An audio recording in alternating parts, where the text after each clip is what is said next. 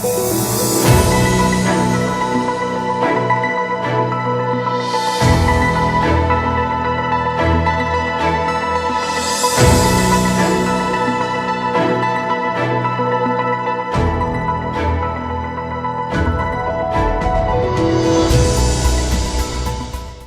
this juncture, it is pertinent to recapitulate the collective commitment and support of our leaders for creation of an institutionalized framework for cooperation in science, technology and innovation. We need to discuss further ways and means to honor this collective commitment.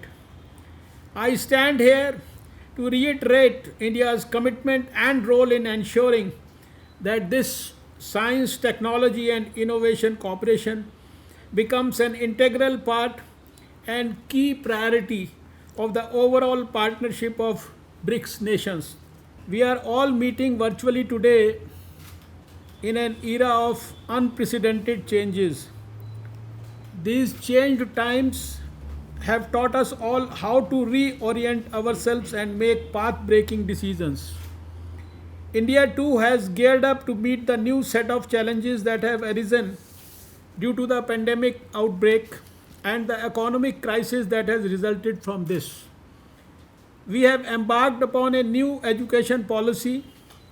We have announced massive economic packages to ensure our people don't suffer, and we are in the process of formulating a new science, technology, and innovation policy which will be an important determinant in India's transformation into a self-reliant global leader. I am proud to state that India has been progressing well in recent years in terms of its overall performance and outcome in the area of science and technology. India today has attained the third position globally in terms of number of publications.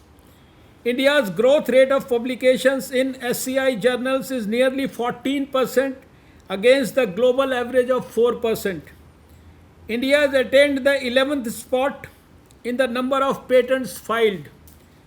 Our premier institution, the Council of Scientific and Industrial Research, ranks 9th in the world among the 1207 government institutions in the Shimago Institutions Ranking World Report 2017.